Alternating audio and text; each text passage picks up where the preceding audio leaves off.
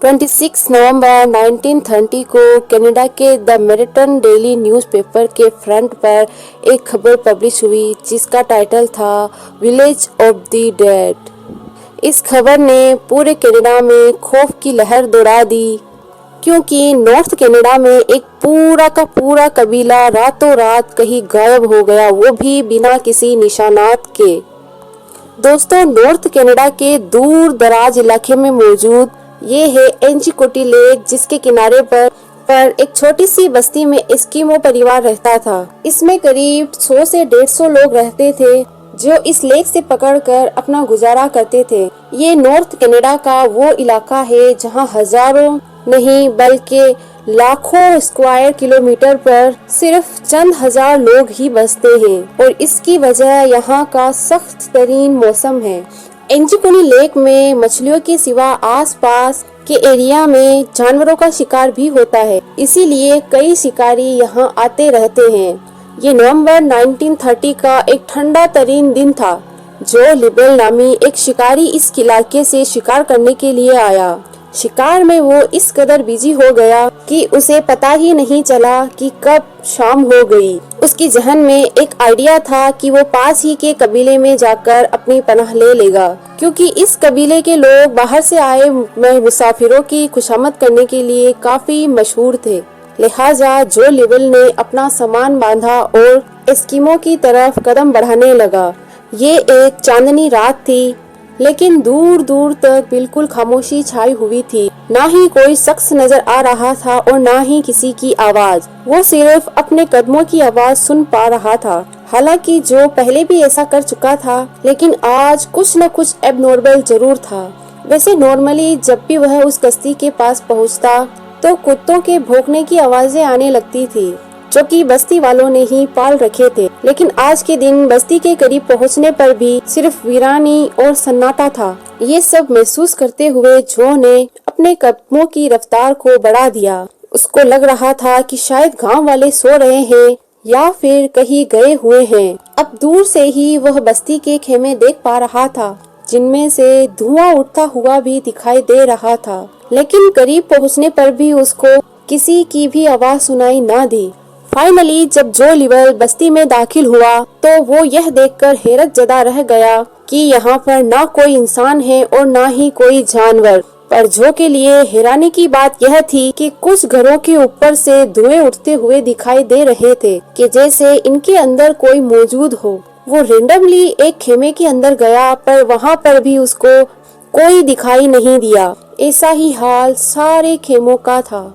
शायद जो ये सारा मंजर देखा अनदेखा कर वहाँ से चला जा सकता था, पर एक बात थी जो उसे बहुत अजीब लग रही थी कि कुछ घरों में खाना पकाने के बर्तन चूल्हे के ऊपर ही पड़े हुए थे, लेकिन उनमें खाना जल चुका था। यानी किसी ने रात के लिए खाना पकाने के लिए रखा तो था, मगर वो खा ना सके।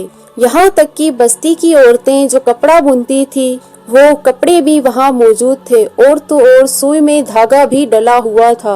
ऐसा मालूम हो रहा था कि शायद बस्ती के लोग अचानक ही यहाँ से गए हैं, पर आखिर गए कहाँ? जो लिबेल ने पूरी बस्ती की तलाशी लेना शुरू कर दी।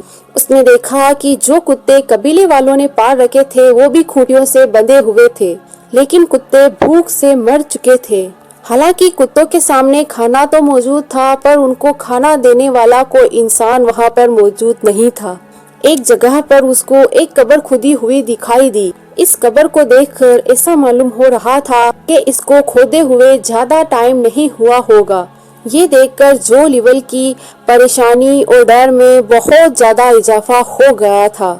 वो रात के वक्त ऐसा मंजर देखकर काफी डर गया था। यहाँ के लोग जब कभी भी कहीं जाते हैं तो अपने कुत्तों को साथ लेकर जाते हैं, लेकिन ये सब देखकर ऐसा मालूम हो रहा था कि शायद यहाँ कुछ अजीब हुआ है। कोई ऐसी अनहोनी हुई है जिसने लोगों को अचानक कहीं जाने पर मजबूर कर दिया है। इतना मजबूर कि वे अपने कुत्ते भी छोड़ गए, अपना कपड़ा खाना सब यहीं छोड़ चले गए और अपनी जलती हुई आग को भी बुझा ना सके। जो लिबेल ये सब देखकर ज्यादा देर बर्दाश्त न कर सका और जल्द से जल्द कहीं भी किसी टेलीग्राफ ऑफिस में जाकर पुलिस को खबर की और उनको आंखों देखा हाल बयान कर दिया। पुलिस जब गांव में पहुंची तो जो लिवेल ने जो कुछ बताया था वो सब सच हुआ। पुलिस को शक हुआ कि शायद किसी ने यहाँ हमला किया है और बस्ती के सारे लोगों को मार दिया है।